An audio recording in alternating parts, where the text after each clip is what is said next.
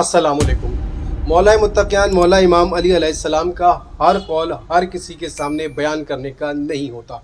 उसकी वजह यह है कि हर शख्स का शऊर इतना बालिग नहीं होता कि वो आपके फरमान की फसाहत और बलागत को दर्क कर सके, समझ सके।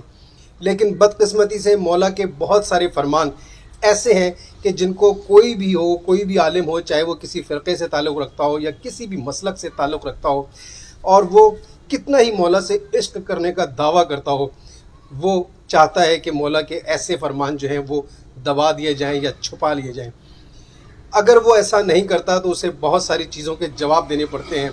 जिस परेडों पर बैठकर वो आता है उसकी जस्टिफिकेशन देनी पड़ती है। जो वो करोड़ों की घड़ी बांधे हुए होता है, जो लाखों रुपए का मोबाइल उसके हाथ में होता है, जो लिबास कीमती पहन रखा होता है, इन सब के उसे जवाब देने पड़ते हैं। इसलिए इस तरह की बातों को और इस तरह के मौला के जो फरमान हैं उन्हें दबा दिया जाता है।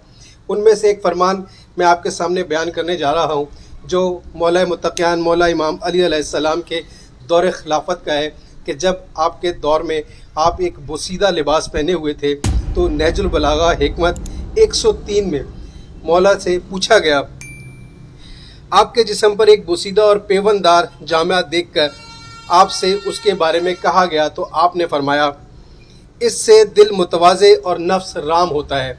आपने फरमाया कि इससे दिल जो है वो उसमें इज़्ज़ और इनकसारी पैदा होती है और नफ्स जो है वो काबू में, कंट्रोल में रहता है और मोमिन उसकी तासी करते हैं और जो दूसरे मोमिनीन हैं वो पैरवी करते हैं, वो भी इसको देखकर उस पर अमल करने की कोशिश करते हैं।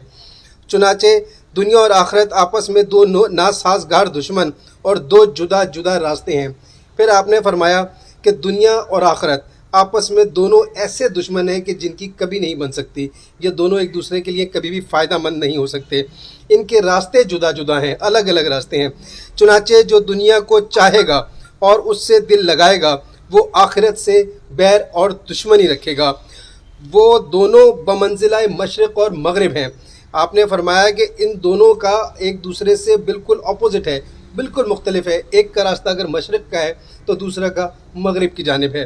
फिर आपने फरमाया कि इन दोनों की सिमतों के दरमियान चलने वाला जब भी एक से करीब होगा तो दूसरे से दूर होना पड़ेगा।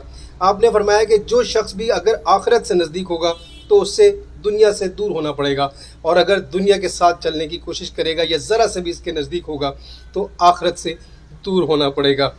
इसके साथ साथ आप फरमाते हैं कि फिर दोनों का रिश्ता ऐसा ही है जैसे दो सूतों का होता है।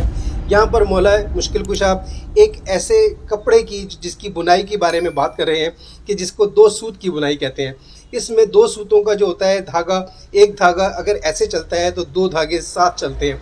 इन दो धागों के चलने का बिल्कुल मौला बता रहे हैं कि मिसाल दे रहे हैं कि अगर दुनिया से के साथ ज़रा सा भी अगर आप उसकी तरफ चलेंगे तो दो धागे की तरह से आपकी सिमत ही अलग होगी और एक धागे की सिमत अलग होगी।